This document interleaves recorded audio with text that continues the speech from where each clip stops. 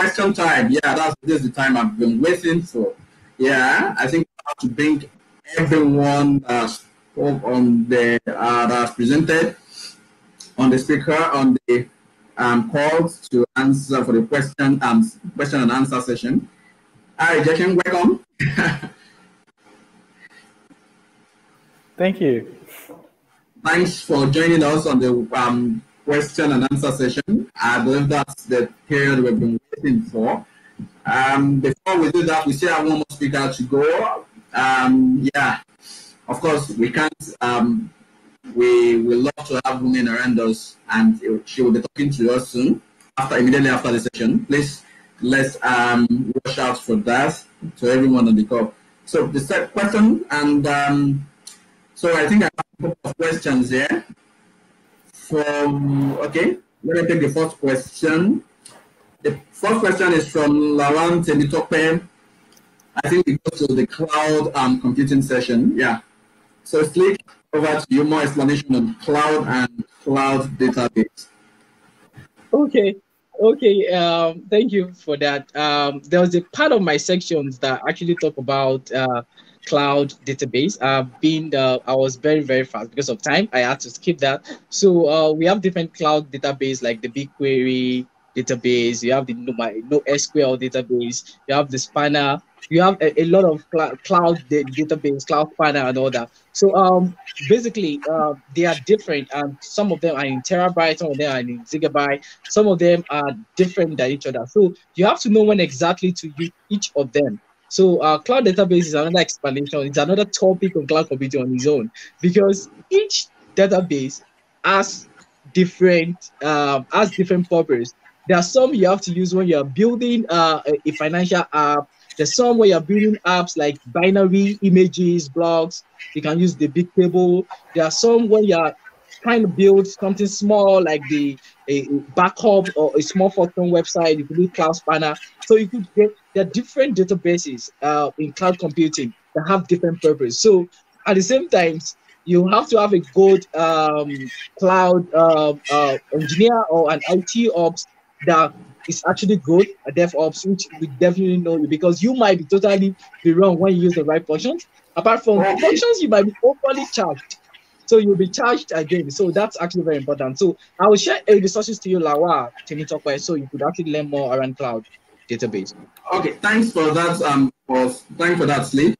I think Lawa will be expecting to get some resources to get more explanation on that. Yeah. So the second question goes to Dr. It's basically Google GDG Action. Please recommend resources to learn more about Google Action. Yeah. If you want to learn more about Google Actions, I mean, Google has amazing code labs. That's like a great way to start. The code labs are both from design and from a technical point of view. In general, like even with cloud, with machine learning, I always recommend Google Code Labs. That's a good way to start. The other thing is use actions. So, you know, use other people's actions, see what are the top 10 this week in actions, use them and see what you like about them, what don't you like them, like what would you change about them. Yeah, I think those are like my 2 quick tips for building Google Actions, or how to start out, really. Yeah. Okay, thanks for that, Dosheng. I think I have one question for you before. Yeah. So it's basically, you know, at the moment there is OK Google being installed on every smartphones, and the way it works, I personally love that, but I still have some couple of things that are not clear in terms of the continuous conversation. So whereby I could say, okay, Google, it has triggered the action, so it has initiated that Google is ready to speak to me, I'm ready to speak to Google, to okay, Google. So but the question is, when I initiated the action, I trying to have a continuous conversation, I discovered that there's kind of a lagging issue whereby I have to do, and I have to repeat okay Google before I could continue the conversation. Yeah, I still hold on to the previous conversation, but I still need to say okay Google. Just like I could say okay Google, how are you today? It has answered me. I'm not meant to like come back and say, okay, Google, what is the time now? So, what could be the challenges there about your continuous conversation on Google Cloud on OK Google? Yeah. Yes. So today this is an interesting subject. So obviously, as you mentioned, to start a conversation, you have to say, okay, Google, this is the wake word to get the microphones open to stream the data. If you pretty much, okay, let me go the other way around. When you program your Google action, in your program, you really have only two choices after each prompt. So earlier you saw Carlos talk about prompts. You can say, is it Boolean for true or false? Do you want to continue with the conversation? If you say true, the Google will open the microphone again for up to, I believe it's 8 seconds. So the user has 8 seconds to respond. Can you hear me? Yeah. Okay. Yeah, the user has up to 8 seconds to respond. If you set the Boolean to false, then the microphone will close. Google is very, very protective over the open microphone state, mostly because of privacy reasons. So they don't want people to randomly say something and it being sent to the wrong person. It was in the news that Google is very protective over their users' privacy. When you build a Google action, this actually gets tested and challenged. Exactly that. The Google action only listens when it really makes sense for the action, and the microphone only stays open as long as it really is required by the action. So I understand from a developer point of view how you're saying it. However, dealing with the private, this is how Google currently deals with it. Some other platforms have a different approach to it, but yeah, this is just the confine we're living with. Does this answer your question? Yeah, thanks so much.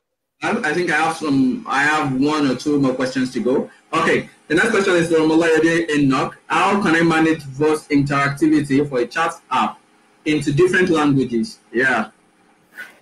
So yeah, obviously this is different language is always a bit complicated. My main idea how we usually do it is we build the action in one primary language. And if we use webhooks to create our answers, to create our prompts, we use templates. If you use, for example, JavaScript, there's the I18N internationalization standard you can use to really create a different translation for each output. There's great information from Jovo on this. There's great information from other GDEs. But yeah, in general, I would start in one language, build a full action, then start a translation, always have native speakers tested.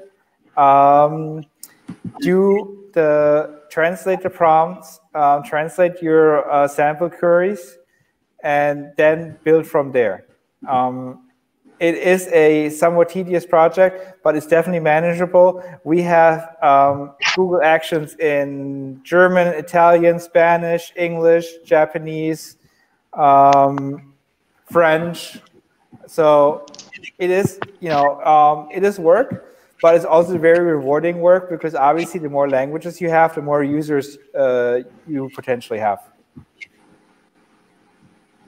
Okay, thanks for the question. Thanks for answering the question, Joking. I think I have no more questions to go. This is the last question I'll be checking on this session while we round up the session so that we could have the next session. That is from Najib Sulaiman. Please explain more on orchestration that's at Slick. Over to you, Slick. Oh, okay. Okay, thank you, SK, for having me once again. So, hi, Suleiman.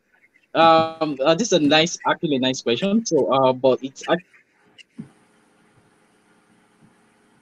I told you when we talk about the client computer, we have the virtual machine, we have the container, and we have the serverless. So, orchestrating your code falls under Docker or Google Kubernetes. That's the JKE. So, it's actually a way for you to put in your code in a container rather than running it in an operating system, just like for machines. In those days when we have operating systems that have to build for like about 30 minutes, you have to go and sleep and come back. Okay, so those operating container that actually run your.